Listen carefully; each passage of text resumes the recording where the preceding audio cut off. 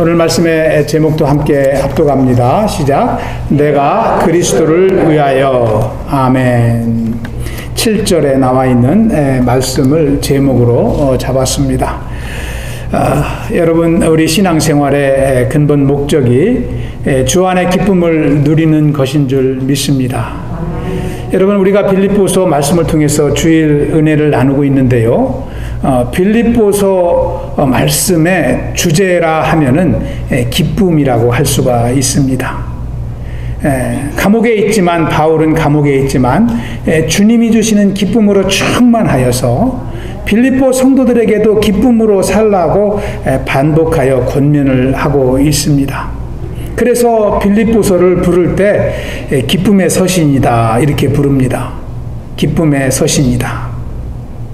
오늘 말씀에서도 보면은요, 3장 1절에 보시면 끝으로 말한다고 바울은 시작을 하면서 나의 형제들아 주 안에서 기뻐하라 이렇게 말하고 있습니다.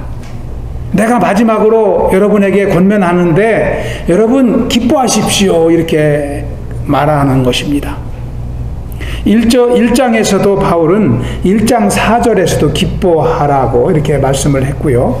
우리가 지난번에 나눴던 2주 전에 나눴던 2장 말씀 18절에서도 바울은 이와 같이 너희도 기뻐하고 나와 함께 기뻐하라 이렇게 권면을 하였습니다. 그리고 오늘 1절 말씀에서도 내가 끝으로 말하노니 기뻐하라 계속해서 강조하고 있습니다. 그런데요, 이게 끝이 아닙니다. 끝으로 기뻐하라고 말한다고 말해놓고 4장에 가서 또 4장 4절에 보면은 바울은 또 반복해서 뭐라고 말하냐면 주 안에서 항상 기뻐하라 내가 다시 말하노니 기뻐하라 또 기뻐하라고 말하고 있습니다. 여러분, 우리가 신앙생활 하면서 기쁨을 얻지 못한다면 신앙생활이 무슨 소용이 있겠습니까? 하나님을 의지하는 것이 기쁨이 되지 않는다면 그것은 고난의 길일 것입니다. 여러분은 우리 주일 예배가 늘 장년 예배인데요. 이곳에 함께 예배 드리는 여러분들은 어떻게 기쁨의 삶을 살아가는지 어느 정도 아실 것입니다. 인생을 어느 정도 살아오셨기 때문에 기쁜 인생을 어떻게 살아가는지 인생 경험을 통해서 어느 정도는 아시리라고 믿습니다. 여러분, 어떻게 살아야 기쁘게 살 수 있어요? 오늘 점심 식사하시면서 그 주제로 한번 교제해 보시기 바랍니다. 어떻게 기쁘게 살아갈 수 있는지. 제가 한 기독교 사이트를 보니까요, 멋지게 사는 비결이라는 게 딱 나와 있어요. 멋지게 사는 비결 10가지. 저 눈이 번쩍 띄더라고요. 이렇게 살면 기쁘게 살겠다 해가지고 제가 한번 하나하나 읽어봤는데 10가지 중에서 5번째까지 제가 한번 소개를 시켜드려 보겠습니다. 첫 번째는요, 아침에 힘차게 일어나라. 아침에 힘차게 일어나면 기쁘게 살 수 있대요. 그렇습니까? 아침에 일찍 일어나시는 분들은 다 경험하시리라고 믿습니다. 두 번째는요, 목표를 향해서 당당하게 걸어가라.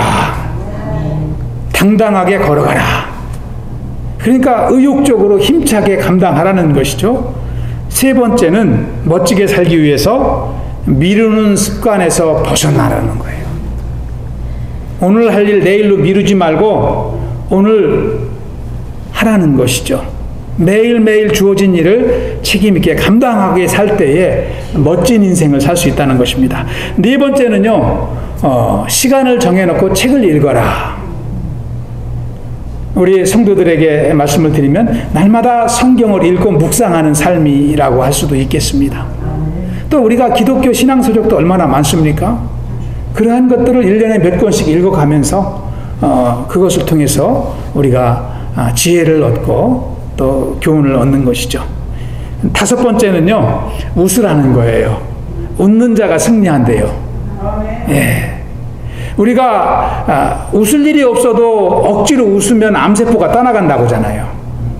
암세포는 우리가 기뻐서 웃는 줄 안대요. 기뻐할 일이 없어도 그냥 얼굴만 환하게 웃으면 암세포는 기뻐서 웃는가 보다 하고 죽어버린다는 거예요. 아니, 그리고 실질적으로 기쁜 일이 없어도 웃으면요, 심령이 어때요? 바뀌어요. 기쁘게 바뀌잖아요. 예. 멋지게 살기 위해서는 늘 웃어야 되는 줄 믿습니다. 여러분, 이 5가지를 가만히 보십시오. 이렇게 살면 멋지게 살 수 있을까요? 기쁘게 살 수 있을까요? 기쁘게 살 수 있다. 멋있는 인생 살 수 있다. 아무도 없으세요? 예, 이렇게 살면 멋지게 살 수 있을 것 같다. 그럼 어떻게 살아야 멋지게 살아요? 손 안 드신 분들은. 어떻게 살면 기쁨의 삶을 살 수 있을까요? 멋지게 살 수 있을까요? 우리가 곰곰하게 생각해 봐야 됩니다. 남은 인생 얼마 남지 않을수록 이것을 더 깊이 생각하고 멋지게 살아야 되지 않겠습니까? 저는 이 말씀을 이렇게 쭉 보니까요, 중요한 게 한 가지가 빠졌어요. 중요한 게. 이렇게 살면 부지런히 또 열심히 성실하게 착실하게 살 수는 있지만 무엇을 위해서 이렇게 살라는 건가요? 무엇을 위해서 아침에 일찍 일어나고, 무엇을 위해서 당당하게 걸어가고, 무엇을 위해서 날마다 미루지 말고 일을 하고, 무엇을 위해서 책을 읽고, 무엇을 위해서 웃으라는 거예요? 이것은 멋지게 살아가는 방법만 이야기하는 것이지 무엇을 위해서 살라는 그것이 없어요. 목표가 없어요. 다시 말씀드리면 아무리 열심히 살아도, 아무리 부지런하게 살아도 목표가 바르지 않으면 그 인생은 기쁨의 삶을 살 수가 없다는 거예요. 그게 중요한 것입니다. 그래서 저는 멋지게 살 수 있겠다, 더 멋지게 살 수 있겠다 해가지고 솔깃하고 봤는데 읽고 나서 실망했어요. 진짜 중요한 얘기는 안 하고 있더라고요. 진짜 중요한 얘기는 안 하고 있더라고요. 우리가 조금 아침에 좀 게으르게 일어나도 힘차게 걷지 않고 그냥 부지런히 넘가는 대로만 간다 하더라도 목표가 분명하면 그 사람은 멋진 삶을 살 수 있습니다. 내가 몸이 연약해서 덜 움직인다 하더라도 목표가 분명한 사람은 행복하게 살 수 있어요. 그래서 멋지게 사는 비결 중에 가장 중요한 것은 목표인 줄 믿습니다. 영국에서 있었던 일입니다. 교구의 한 성도가 임종을 맡게 되었습니다. 그래서 주임 신부님이 신방을 합니다. 그래서 임종 예배를 준비하면서 성도님에게 이야기를 하지요. 성도님, 제 손을 꼭 잡으십시오. 제가 주님께 기도하겠습니다. 두려워하지 마십시오. 성도님의 생명을 주님께서 붙들어 주시도록 제가 기도하겠습니다. 그랬는데 이 성도님이 그 말을 다 알아듣는데도 손을 내밀지 않는 거예요. 신부의 손을 잡지 않는 거예요. 그래서 신부님이 반복해서 이야기합니다. 제 손을 잡으십시오. 근데 이 성도님이 목사님 손을 잡지 않는 거예요. 그러다가 그냥 소천하셨어요. 이분이 소천하신 뒤로 이제 가족들이 목사님 앞에서 이제 이불을 내리고 이렇게 챙겨 드리는데 손을 보니까 손이 꽉 들켜지고 있어요. 그리고 그 손을 이렇게 펴보니까 거기에 키가 들어있는 거예요. 열쇠가. 금고 열쇠가. 그러니까 이분은 손을 잡다 금고 열쇠를 놓으면은 자기가 평생 모은 것이 없어지는 줄을 알고 끝까지 그걸 들켜주고 있었던 거예요. 여러분, 오늘 말씀에 보면은요, 사도 바울은 자신의 그 인생 간증을 하거든요. 5절에 보면은 사도 바울의 과거의 모습을 쭉 기록을 하고 있습니다. 이 바울의 과거를 보면은요, 누가 봐도 부러운 그러한 과거를 갖고 있습니다. 난지 8일 만에 할례를 받았다라고 하는 것은요, 정통 유대인이라는 거예요. 유대인 중에서도 정통 유대인이라고 이렇게 자기 자신을 소개하는 것입니다. 두 번째는 이스라엘 족속이라고 말하고 있거든요. 이스라엘 족속이라는 것은요, 하나님께 선택받은 선민이라는 거예요. 그래서 이방인들과는 나는 다르다 이것입니다. 나의 신분은 태어날 때부터 이방인들과는 피가 다르다는 거예요. 혈통이 다르다는 거예요. 그러한 우월감을 가지고 바울은 태어난 그러한 인생입니다. 그리고 세 번째는 베냐민 지파라고 하고 있잖아요. 베냐민 지파는 이스라엘 12지파 중에서도 가장 자존심이 강했던 지파입니다. 그리고 이스라엘의 초대왕 사울이 베냐민 지파 출신이거든요. 베냐민 지파에서 하나님이 왕을 세우셨거든요. 그래서 베냐민 지파의 사람들은 왕족이라고 해가지고 다른 같은 유대인 중에서도 특별히 어깨를 높이며 다녔어요. 바울은 그러한 사람이라는 것입니다. 또 네 번째는 히브리인 중에 히브리인이라 그랬습니다. 히브리인 중에 히브리인이라는 것은요, 히브리인들은 경건을 참 이제 경건하게 살고 율법대로 살고 그런 것들을 주장하지 않습니까? 그런데 우리 부모도 히브리인이라는 거예요. 그러니까 히브리인에게서 난 히브리인, 정통 히브리인이기 때문에 같은 히브리인이라도 나는 좀 특별하다는 그런 의식을 갖고 살았던 것입니다. 또 마지막 네 번째는 바리새인이라고 했습니다. 바리새인. 바리새파에 속했다. 이스라엘 4대 종파 중에서도 가장 이제 크고 자부심이 강한 종파가 바리새파입니다. 바리새파는 다른 파와는 구별되어 있다. 우리는 다른 백성들과는 구별된 거룩한 족속이라는 것을 말씀하고 있습니다. 그리고 사도행전 22장 3절에 보면은 사도 바울은 자신을 가말리엘 문화생으로 이렇게 소개를 하고 있거든요. 이 가말리엘이라는 분은 그 당시 가장 유명한 율법 교사였습니다. 율법 선생님이었어요. 그리고 6절 말씀에 보면은 율법의 의로는 흠이 없는 자라. 이렇게 자신을 소개하고 있어요. 율법에 흠이 없는 사람이 있을 수 있습니까? 그런데 자기는 하나님의 율법을 어긴 것이 없을 정도로 열심히 신앙생활을 했다는 거예요. 그런데요, 바울은 이러한 훌륭한 인간 조건들을 갖고 있었지만 오늘 말씀해 보면은 7절, 8절에 보면은 그것을 버린다 그랬어요. 그것을 8절에 보면은 7절에는 마지막에 그리스도를 위하여 해로 여기고 또 8절에서는 뭐라고 말하고 있습니까? 마지막 부분에 보면은 그를 위하여 모든 것을 잃어버리고 배설물로 여긴다 그랬어요. 배설물이라는 것은요, 가베지, 쓰레기라는 거예요. 쓰레기. 자기의 그러한 인간적인 조건, 학문적인 조건, 환경적인 조건, 이런 모든 것들이 그것을 자랑하며 바울은 지금까지 살아왔는데 예수님을 만나고 보니까 이제는 그것이 내가 하나님께로 나아가는 방해물이 되지 나에게 유익이 되지 않는다는 거예요. 그러면서 그것을 내가 그리스도를 위하여 그것을 해로 여기고 그리스도를 위하여 배설물로 여긴다라고 간증하고 있습니다. 우리 8절 말씀을 세번역 성경으로 한번 읽어볼까요? 세번역 성경으로 한번 천천히 합독합니다. 내 주 예수 그리스도를 아는 지식이 가장 고귀함으로 나는 그 밖에 모든 것을 해로 여깁니다. 나는 그리스도 때문에 모든 것을 잃었고 모든 것을 오물로 여깁니다. 아멘. 여러분도 이러한 경험이 있습니까?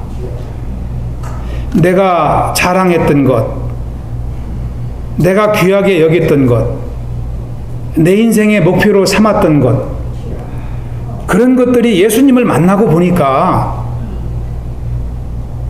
시들해지고 가치가 없어지고 오히려 그것 때문에 예수 믿는데 방해가 되고, 그래서 여러분 그런 것들을 버린 경험이 있습니까? 내가 가졌던 꿈이 내 인생을 참 이제 높여줄 것만 같았지만 예수님을 만나고 보니까 그것을 위해 사는 것보다 예수님을 위해 사는 것이 더 값진 인생이라고 결단하며 먼저 가졌던 것을 버렸던 경험이 있습니까? 그런 경험이 있는 사람은 예수 그리스도의 생명의 기쁨을 경험한 사람입니다. 만약에 아직도 그러한 경험이 내게는 없다면 나는 예수님을 진짜 만났는지 한번 곰곰이 생각을 해봐야 됩니다. 내 가치관이 변했는지, 내 삶이 주님 때문에 변화를 받았는지 한번 생각해 볼 필요가 있습니다. 바울은 그러한 인간적인 조건을 배설물로까지 표현하면서 그것이 내 신앙의 걸림돌이 되었다라고 고백을 하는 것입니다. 그러면서 자기 자신이 감옥에 있지만 자기 자신 심령에 가득 찬 기쁨을 빌립보 성도들에게 전하기 위해서 글을 쓰고 있는 것입니다. 여러분, 음식도요, 맛집은 소문이 나잖아요. 맛집은 소문이 납니다. 무슨 음식 하면은 무슨 집, 무슨 음식 하면 무슨 집. 신앙생활의 은혜도 마찬가지예요. 내 안에 기쁨이 넘치면, 은혜가 넘치면 소문이 납니다. 소문이 안 날 수가 없습니다.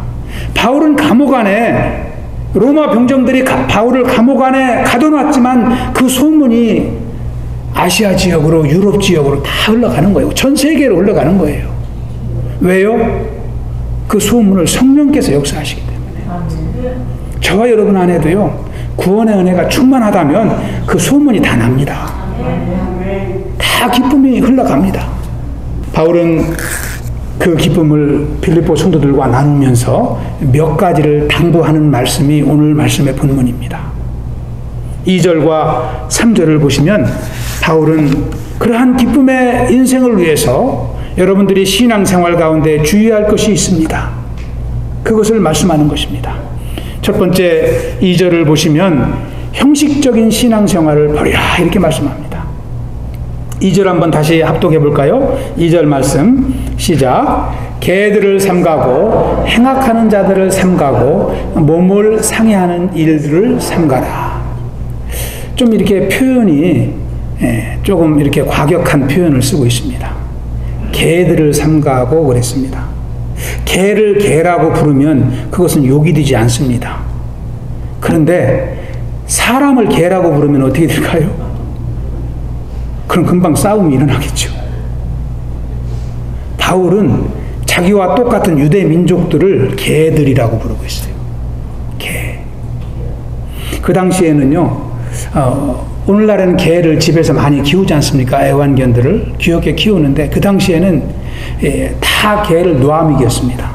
키우는 것이 아니라 개가 스스로 컸어요. 목줄도 없이 그냥 야생 개들이 많았던 시대입니다. 그 야생 개들은요, 부정한 짐승으로 봤거든요. 왜 그러냐면 아무거나 닥치는 대로 먹거든요. 아무나 닥치는 대로 물거든요. 그래서 그 당시 야생 개들은 부정한 짐승으로 봤습니다. 바울은 자기와 똑같은 유대민족들을 이 부정한 야생 개로 부르는 거예요. 그러면서 교회 안에 있는 성도들에게 그 야생 개들을 조심하라고 하는 거예요. 왜 그들을 그렇게 불렀을까요? 그들은 교회의 성도들을 하나님의 자녀로 인도하지 아니하고 자신들의 만족을 위해서 이기적으로 살았던 그들의 모습을 바울은 이렇게 표현하는 것입니다. 그리고 행악하는 자들이라고 부르고 있습니다. 악을 행한다 그랬습니다. 유대 율법주의자들은 악을 행했습니다. 스스로는 선한 사람이라고 거룩한 사람이라고 지칭을 하면서 그들이 하는 일들은 영혼들을 넘어뜨리고 다른 사람들을 그릇 인도하는 악을 행했기 때문입니다. 그들은 율법주의자들이었습니다. 마지막 끝에 보시면 몸을 상해하는 일을 했다 그랬습니다. 그래서 그들을 따라서 몸을 해롭게 하지 말라는 거예요. 상해한다는 것은요, 그 당시에 할례를 말하는 것입니다. 난지 8일 만에 아이들의 이제 표피를 잘라내서 할례를 행했습니다. 그것을 말하는 것이죠. 그렇게 마음도 없이 겉으로 위험적으로 몸만 해롭게 하는 그러한 할례는 무익하다는 거예요. 할례를 행해야 구원받는다라고 헛된 복음을 전했습니다. 교회마다 다니면서 이렇게 성도들을 그릇된 길로 율법으로 인도하며 혼란에 빠뜨렸기 때문에 바울은 이렇게 강하게 표현하면서 그들을 주의하라. 그들이 빌립보 교회도 갈 수 있으니까 여러분들은 복음 안에 굳건히 서서 이단의 세력을 물리치라고 말씀하고 있는 것입니다. 여러분, 이 세 가지를 한 가지로 요약한다면 형식적인 신앙생활이라고 할 수 있어요. 율법을 행하는 것이 은혜를 받는 것이 아닌데 그들은 참 이제 시간이 되어서 예배드리고 시간이 되어서 기도하고 또 달이 차면 할례를 행하고 이런 외적인 신앙생활을 해왔던 것입니다. 바울은 이러한 형식을 버려야 기쁨을 누리는 신앙생활을 할 수 있다라고 강조하고 있는 것입니다. 우리도 신앙생활의 허례허식을 벗어버리고 우리의 심령에 생명을 주신 주님을 의지하며 그 그리스도를 위하여 살아가는 삶을 살아갈 때에 저와 여러분의 심령에도 기쁨이 넘치는 삶이 될 줄로 믿습니다. 여러분, 우리가 신앙생활 가운데요 하나님께 올인하지 아니하고 다른 일에 정신을 팔리면 우리의 신앙생활은 형식이 되어버립니다.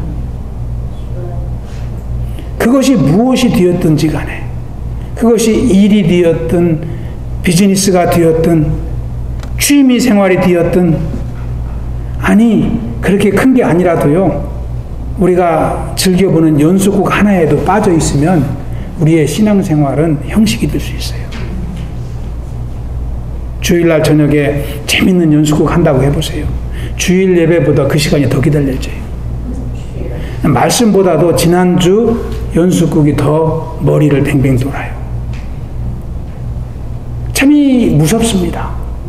우리가 신앙의 형식을 벗는다는 것이 얼마나 중요한지 사도 바울은 강하게 강조하고 있는 것입니다. 두 번째는 3절에서 신령과 진정으로 예배하라고 권면을 하고 있습니다. 이 3절에 보시면 하나님의 성령으로 봉사하라 그랬습니다. 여기서 하나님의 성령으로 봉사하며 그랬는데요. 여기서 봉사라는 말의 원래 의미는 worship입니다. 예배입니다. 그래서 영어 성경에 보면은 worship by the Spirit of God 이렇게 써 있습니다. 그러니까 성령 안에서 신령과 진정으로 예배하는 삶을 살라는 것이죠. 그 당시에 유대 율법주의자들의 예배가 얼마나 형식적이었으면 바울이 교회에 이것을 강조했을까요? 이것은 2절에서 강조했던 형식적인 것을 삼가라고 한 것과 같은 의미입니다. 실질적으로. 형식적인 신앙생활을 하는 사람들이 예배를 진정으로 신령으로 드릴 수 있겠습니까? 그렇지 못한 것이죠. 그래서 바울은 그렇게 강조를 합니다. 구약 말씀에도 보면은요. 할례라는 것은 마음의 할례가 중요하다 이렇게 말씀을 합니다. 신명기 10장 16절에 보시면 너희는 마음의 할례를 행하고 다시는 목을 곧게 하지 말라 그랬습니다. 그러니까 마음을 겸손히 해야 은혜를 받는다는 것이죠. 또 예레미야서 4장 4절에 보면은 마음의 가죽을 베고 나 여호와께 속하라 그랬습니다. 그러니까 이제 이 살갗만 베는 그러한 할례는 무익하다는 것이죠. 마음이 회개되어야지 하나님을 알 수 있다는 것입니다. 여기서도 형식적인 예배를 걷어내고 믿음으로 살라는 권면을 바울은 하고 있습니다. 예배는 시간에 있는 것도 아니고 외적인 모습에 있는 것이 아닙니다. 우리의 중심 안에 있는 줄 믿습니다. 우리 중심 안에서 찬양이 일어나고 하나님을 높이는 참 이제 이 하나님을 영광 돌리고자 하는 그러한 심령이 일어날 때에 우리가 신령과 진정으로 하나님을 예배하게 되는 줄 믿습니다. 할례와 같이 외적 의식이 중요한 것이 아니라 우리 신앙생활은 성령 안에서 성령님을 의지하며 동행하는 삶이 중요한 줄 믿습니다. 한 어린아이가요 어머니와 함께 길을 가다가 한참 가다가 어머니의 손을 뿌리치고 먼저 나아갑니다. 먼저 막 달려가죠. 자기도 혼자 갈 수 있다라고 어머니에게 보여주고 싶었던 모양입니다. 그런데요 얼마 동안 달려가더니 갑자기 돌아서 가지고 막 다시 달려오는 거예요. 왜 그런가 봤더니 그 앞에 큰 개가 막 으르렁거리고 딱 버티고 있거든요. 그러니까 놀래가지고 엄마한테 다시 달려왔습니다. 그리고 엄마 손을 잡았습니다. 그리고 다시 평안하게 걸어가는 것이죠. 아니, 개는 그대로 있고 개는 큰 개가 아직도 옆에 있는데 엄마 손을 잡으니까 아이의 심령이 평안해지는 거예요. 여러분, 아주 쉬운 예화지만 이 신앙생활이 똑같다고 생각을 합니다. 우리 스스로 당당하게 걸어간다고 두려움이 없어지는 게 아니라 성령님의 임재 속에 살아갈 때, 하나님과 동행하는 삶을 살 때에 평안이 있는 줄로 믿습니다. 이와 같이 하나님과 동행하는 삶이 기쁨의 비결인 줄 믿습니다. 평안과 기쁨은 우리가 만들 수가 없습니다. 평안과 기쁨은 주님께서 주시는 줄 믿습니다. 요한복음 14장 27절에도 예수님은 말씀하기를 나는 내 평화를 너희에게 준다, 그렇게 말씀하십니다. 내가 너희에게 주는 평화는 세상이 주는 것과 같지 않다. 너희는 마음에 근심하지 말고 두려워하지도 말아라. 우리가 평안을 주시는 주님과 동행하며 주님을 의지하며 지혜의 삶을 살아갈 수 있길 기도합니다. 세 번째, 사도 바울의 권면은 3절 마지막 부분에 있습니다. 예수로 자랑하고 육체를 신뢰하지 말라 그랬습니다. 이 처음에부터 이렇게 권면하는 말씀과 다 같은 내용입니다. 형식적으로 신앙생활하지 않는 것, 신령과 진정으로 예배하는 것, 예수님을 자랑하는 것, 이게 다 같은 내용이죠. 그런데 다른 언어로 표현하며 반복해서 권면하고 있는 것입니다. 육신의 자랑이 많으면 예수님을 자랑할 수 없습니다. 내가 자랑할 게 많은데 어떻게 예수님 자랑하겠어요? 그런 사람은 그 자랑을 다 해야 속이 시원하죠. 지구상에 메가케로스라는 동물이 있었습니다. 메가케로스. 이 짐승의 자랑거리는 뿔이었습니다. 너무나 크고 멋지죠. 이 사슴 종류에 속했던 짐승인데요. 근데 이 짐승이 멸종되었어요. 이 뿔이 너무 커가지고요, 이 번식을 할 수 없다는 거예요. 그래서 얼마간 살다가 지구상에서 영원히 멸종된 동물 중에 하나입니다. 다시 말씀을 드리면 자기가 자랑으로 삼았던 것 때문에 멸망한 동물인 것입니다. 여러분, 그래서 믿음으로 성숙한 사람은 자기 외모를 자랑하지 않습니다. 자기의 살림을 자랑하지 않습니다. 예수님을 자랑하는 줄 믿습니다. 육체보다 예수님을 자랑하는 것입니다. 여러분, 우리가 자랑할 일이 있으면 해야 되겠죠. 근데 신앙생활에 피해를 주면서까지 살림을 자랑할 필요는 없다고 생각을 합니다. 그것은요, 세상 풍조를 따라가는 것입니다. 단순하고 내가 마음대로 할 수 있는 일이지만 우리의 영적 스피리추얼 라이프에는 얼마나 중요한 것인지 모릅니다. 우리가 억제할 수 있는 거 억제하고, 건강도 억제하고 조절할 때 우리가 지킬 수 있는 것과 똑같습니다. 영적 건강도 똑같습니다. 우리가 세상을 그대로 받아들이면 우리는 그냥 떠내려가는 것입니다. 세상에 떠내려가는 것입니다. 아직도 내 자신을 자랑하고 싶다면 내 안에 성령님의 임재가 있는지를 점검해 봐야 됩니다. 그리고 성령님을 자랑하고 그리스도를 위하는 인생으로 살도록 우리는 기도해야 됩니다. 그래서요, 우리가 많은 기도 제목이 있지만 가장 중요한 기도 제목은 나의 영적 성장을 위해서 기도하는 것입니다. 전에도 한번 제가 말씀을 드렸죠. 기도 제목을 받아보면 여러 가지 똑같은 대동소이한 기도 제목이 나오는데 나의 영적 성장을 위해서 기도해달라고 부탁하는 분들은 많지 않습니다. 그런데 그거보다 더 중요한 기도 제목이 뭐가 있습니까? 내가 든든히 서야 우리 가족을 위해서도 열심히 기도할 수 있고요. 내가 든든히 서야지 주의 일을 감당할 뿐만 아니라 다른 사람에게도 기쁨이 흘러가기 때문입니다. 캐나다의 이 골드 러시 이야기를 하나 말씀을 드리고 말씀을 마치려고 합니다. 1896년 8월 16일 아시는 분도 있을 것입니다. 캐나다 이제 유콘주의 클론다이크라는 이 도시에 이 클론다이크 골드 러시가 아주 유명합니다. 지금부터 한 130년 전인데요. 126년 전인데요, 정확하게. 이 지역에서 1896년 8월 달에 금광이 개발이 됐어요. 금광이 개발되자 이 소문이 나니까요, 이 광부들이 10만 명이 거기 다 이사를 가버렸어요. 금을 캐려고. 근데 이 골드러시를 통해서 많은 분들이 부자가 되었습니다. 그런데 더 많은 사람들이 헛수고를 했다고 합니다. 수년 전에 이제 금을 캐던 이 지역의 한 토굴에서 사람의 유서가 발견되었어요. 그 유서의 내용을 보니까 이 화면에 나와 있는 내용입니다. 금이 너무 많이 나와서 우리는 세월이 가는 줄을 몰랐습니다. 이제 우리가 가져온 식량은 다 떨어지고 우리는 금덩어리를 옆에 놓고 눈에 갇혀 죽어가고 있습니다. 그 유서를 남기고 죽었어요.